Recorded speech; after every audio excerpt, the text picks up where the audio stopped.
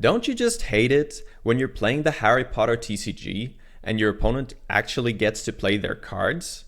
Messing with your game plan, trying to kill you with some fancy ass combo? In this video, we're putting a stop to all of that nonsense because we're playing a McGonagall Lesson Destruction deck. We will continuously be discarding our opponent's lessons from play so that they don't reach the amount of power that they need to play their cards. While they are busy trying to deal with this mess, our creatures will be dealing damage to them over and over again until they are finally dead. For this, we are playing Professor Minerva McGonagall. She fits this strategy for many different reasons. First of all, she provides one transfiguration power, and this means that we always have access to the kind of power we need to play lesson destruction spells. Second, that means we have a head start of 1 power when the game starts, so if we draw 3 lessons within the first 2 turns, we can start playing our 4-cost cards as early as turn 2 and start disrupting our opponent very early on in the game. The last thing is the ability to get rid of an adventure once per game is especially useful because we're playing so many spell cards, and a very common way to stop spell cards from being good is to play adventure cards like Escaping the Dursleys and Through the Ark. For the spell cards, we are playing some cheap ones so that we can start disrupting our opponent early on and buy us time for the more expensive spells that have a bigger impact, which is where the deck really kicks into high gear. The first cheap one that we have is Dobby's Disappearance, which may actually be the strongest spell card in the game. So let's see what it does. It says, choose one of your opponent's cards in play and return it to his or her hand. You get 1 more action this turn. So essentially this card lets you lose 1 card in your hand to have your opponent lose 1 action. And actions are way more valuable than cards are. You can always use an action to get a card, but you can't use a card to get an action. Also, of course, this can be used to return very important cards to your opponent's hand, like Ginny Weasley against character decks, which can set them back basically an entire turn. And with this low power cost of 4, this card in this deck can start disrupting our opponent as early as turn 2. This also applies to a card called Picking On Neville, also a power cost of 4.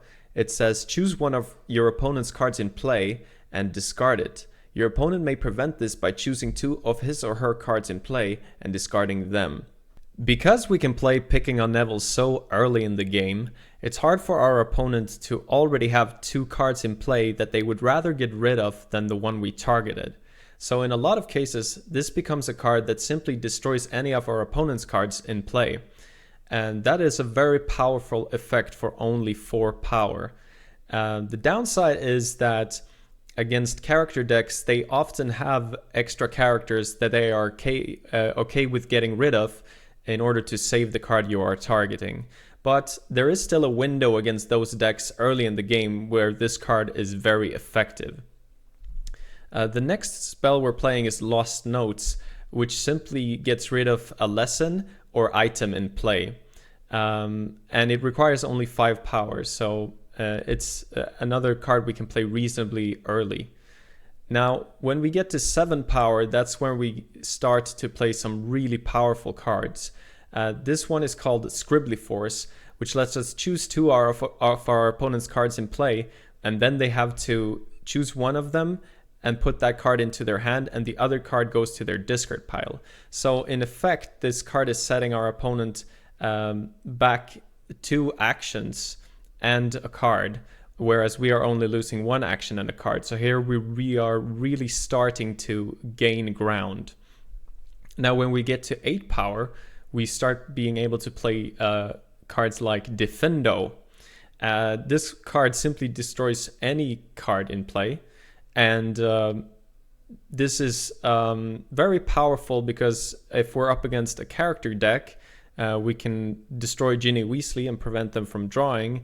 But the card is just so versatile, it can destroy anything. That it could be a lesson, it could be Ginny, it could be any other card that's important to our opponent.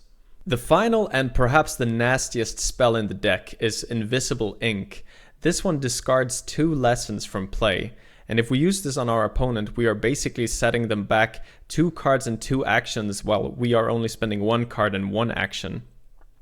So when we start being able to use these, that's when we are really putting our opponent in a hole that they cannot get out of.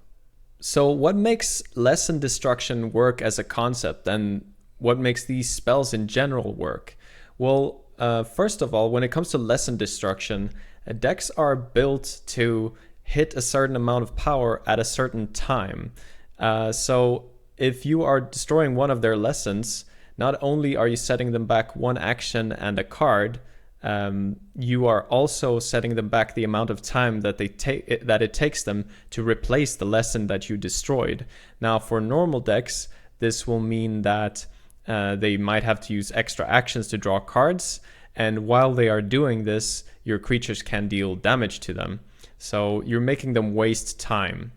The beautiful thing about our spell cards is that they can be used to disrupt character decks as well.